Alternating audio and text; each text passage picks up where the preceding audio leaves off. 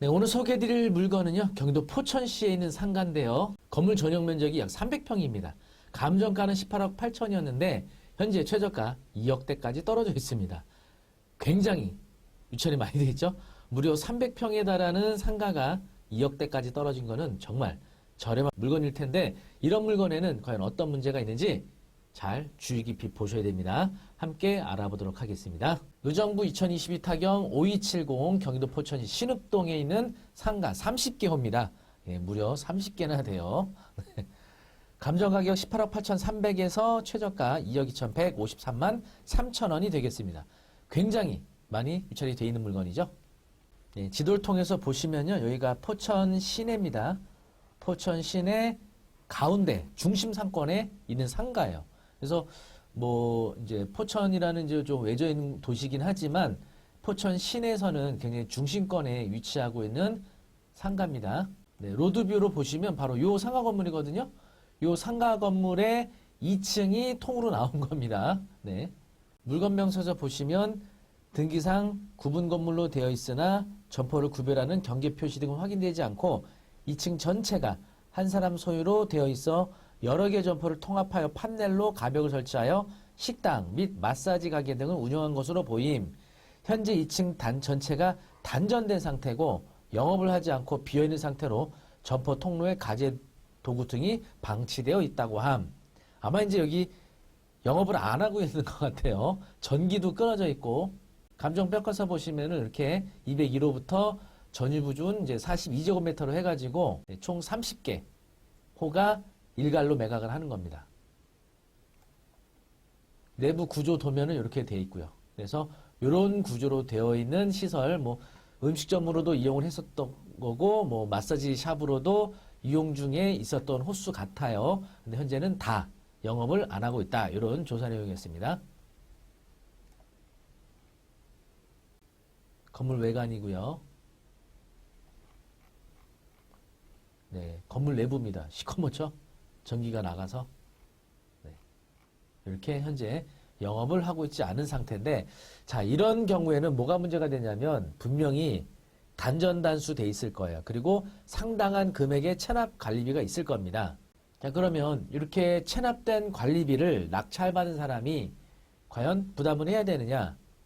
이렇게 오랫동안 그리고 상당한 넓은 면적의 상가라고 하면은 이게 체납된 관리비가 수천만 원, 많게는 수억 원에 달할 수도 있거든요. 아마 여러 가지 이유가 있겠지만 그런 이유에서도 유찰이 되고 있을 겁니다. 자, 체납 관리비에 대해서는 어떤 법원의 입장이 있는지 판결문 한번 보도록 하겠습니다. 2005-65821. 사실 이 체납 관리비에 대한 법원 판례는요, 워낙 많아요. 먼저 체납 관리비에 관한 가장 주요한 포인트. 집합 건물의 특별 승계는 전입주자의 체납 관리비 중 공용 부분에 관하여는 이를 승계하여야 한다고 봄이 타당하다. 그래서 전용 관리비는 승계치 않지만 공용 부분에 대해서는 승계해야 된다. 이런 법원 판례가 있는 겁니다. 그러니까 이 상가 전용 면적이 상당한 경우에는 공용 부분에 대해서도 상당한 면적에 대한 관리비가 부과가 되고 있었을 거니까 그 부분을 좀 확인을 해야 되고, 두 번째, 관리비 납부를 연체할 경우 부과되는 연체료는 위약벌의 일정이고 집합건물의 특별 승계인이 전입주자가 체납한 공용 부분 관리비를 승계한다고 하여 전입주자가 관리비 납부를 연체함으로 인해 이미 발생하게 된 법률 효과까지 그대로 승계하는 것은 아니므로 공용 부분 관리비에 대한 연체료는 집합건물 특별 승계인에게 승계되는 공용 부분 관리비에 포함되지 않는다. 공용 부분을 미납한 것으로 인한 연체료는 승계하지 않는다. 이런 취지입니다. 자, 세 번째, 소멸시효에 관한 내용입니다. 민법 제163조 제1호에서 3년의 단기 소멸시효에 걸리는 것으로 규정한 1년 이내 기간으로 정한 채권이란 1년 이내 정기로 지급되는 채권을 말하는 것으로서 1개월 단위로 지급되는 집합건물 관리비 채권은 이에 해당한다고 할 것이다. 그래서 1년 이내, 그러니까 1개월 단위로 지급되는 관리비는 3년의 단기 소멸시에 해당이 돼서 3년이 경과된 체납관리비는 역시 승계하지 않는다고 보는 거죠. 그래서 체납관리비에 대한 판례는 이게 워낙 명확하고 워낙 많이 나와 있습니다. 그런데 소멸시효라는 것은 채권자 측에서 중단시킬 수가 있거든요. 자, 이렇게 소멸시효를 중단시킨 경우 이 부동산을 낙찰할 자가 소멸시효 중단의 효를 승계받느냐, 이에 대한 대법 판례가 또 하나 있습니다.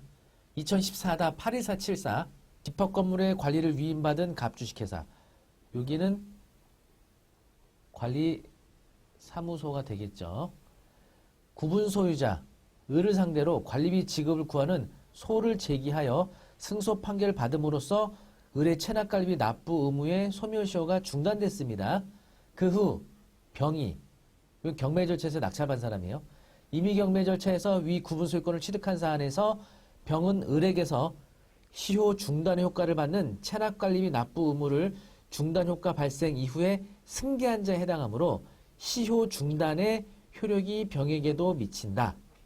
관리사무소가 원래 소유자였던 이 을에게 소송을 제기해서 체납관리비에 대한 시효 중단을 시켰다면 이 시효 중단된 효력이 낙찰받은 사람에게도 미치니까 결국은 3년이 경과된 체납관리비도 낙찰받은 사람이 부담을 해야 된다. 이런 겁니다. 그래서 현재 18억 8,300짜리가 2억 2천까지 유찰돼 있지만 이제 이 건물에 어떤 시설적인 문제가 있을 수도 있어요. 시설물에 대해서. 전기라든지 수도라든지 이거를 회복하기 위한 상당 비용이 발생을 할 수도 있고요. 또 뭐 천장에 있는 어떤 그 이제 공조 시스템 이런 데서 뭔가 이제 부식이나 노후로 인해서 문제가 됐을 수도 있고 체납 관리비에 대한 문제도 있을 수가 있습니다. 그 외에도 우리가 예상하지 못하는 기타 문제들이 있을 수 있으니까 이 부분은 현장을 가서 관리사무소 뭐 직원 또는 소장하고 면담하거나 인근에 있는 중개사무소 분들하고 한번 면담을 하시면 이 물건의 어떤 문제점을 우리가 파악 못했던 것들도 알게 될 겁니다. 그런 것들 잘 확인하셔야 돼요. 체납관리비가 다가 아니에요. 네. 그래서 300평에 달하는 요 상가를 2억에 낙찰을 받는다. 임대료가 아마 상당히 많이 나올 것 같은데 임대료 얼마나 받을 수 있는지 알아보겠습니다. 네, 여기 이제 포천 있는 요 해당 경매 물건이 있는 상가의 요건 1층이고 2층 같은 경우에 현재 나와 있는 매물 정보 보시면 2층에 전용 83제곱미터가 1,000에 120만 원이에요. 83제곱미터면은 한 23평 정도 되거든요. 23평? 23평이 120만 원 정도니까 평당 한 5만 원 정도 되네요. 임대료. 전용 면적 평당 5만 원. 요 건물은 또 조금 싸네요. 아마 위치나 층수나 이런 거에 따라서 임대료가 좀 다를 것 같긴 합니다. 여기도 보시면 120제곱미터, 여기 한 40평 되는데 100만 원이니까 2만 5천 원 정도 되네요. 여기는 2만 5천 원 정도.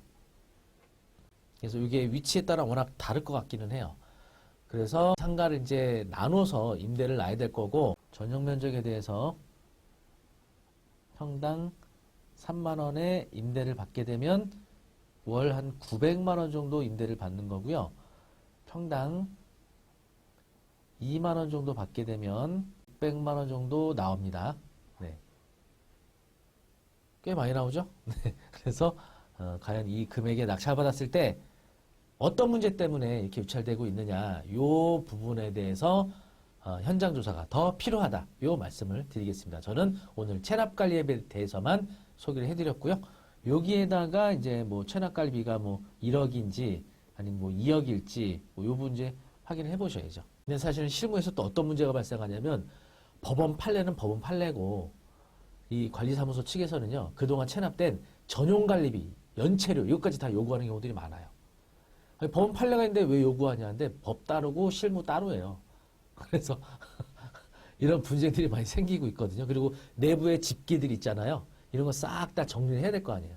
유체동산에 대한 소유자들과 협의해서 치우는 방법도 있고 법원의 강제 집행을 통해서 처리하는 것도 있으니까 그거에 대한 비용 그리고 이 그동안의 어떤 사업자들이 운영하면서 체납했던 전용관리비가 혹시 있지 않은지 연체료가 얼마인지 체납관리비에 대한 전용관리비, 연체료, 공용관리비 통합해서 다 알아봐야 돼요. 관리비가 이 전용관리비를 다 납부하지 않으면 전기를 연결을 안 해주겠다. 법대로 해라. 마음대로 해라. 막 이렇게 좀 세게 나올 수도 있거든요. 있을 때 사실 소송으로 이것들을 다 뭐 손해배상도 청구할 수 있긴 하지만 법대로 하기에는 이게 시간이 오래 소요되고 어렵잖아요. 그래서 이 부분은 관리사무소하고 잘 협의를 해서 금액을 확인해서 조율할 수 있는 부분 조율하고 해야 되지 않을까 싶습니다. 어쨌든 사전 답사를 통해서 체납관리비 전체 금액과 시설물에 대한 문제점 또 요 물건에 대한 정확한 임대료 수준 이런 것까지 잘 확인을 좀 하셔야 될 것 같습니다. 네, 그리고 경매에 대해서는요 이렇게 임장을 통해서 여러 가지 확인이 필요하겠습니다. 저희 네이버 카페 박초려의 경매 아카데미 오시면요 다양한 경공매 정보들을 확인하실 수 있고 또 경공매 관련된 궁금한 사항들 무료로 Q&A 게시판 통해서 답변도 해드리고 있습니다. 제가 2012년부터 운영했으니까 벌써 13년 차가 돼가고 있고요. 회원 수는 10만 명이 좀 넘었거든요. 여러분들 유튜브 보시는 분들 유튜브만 보지 마시고요. 제가 운영하고 있는 네이버 카페도 회원가입을 통해서 더 많은 경공매 관련된 정보 확인해 보시면 도움이 될 것 같습니다. 카페 링크는 안에 올려드리도록 하겠습니다. 다음에도 더 좋은 유익한 정보로 찾아뵙겠습니다. 감사합니다.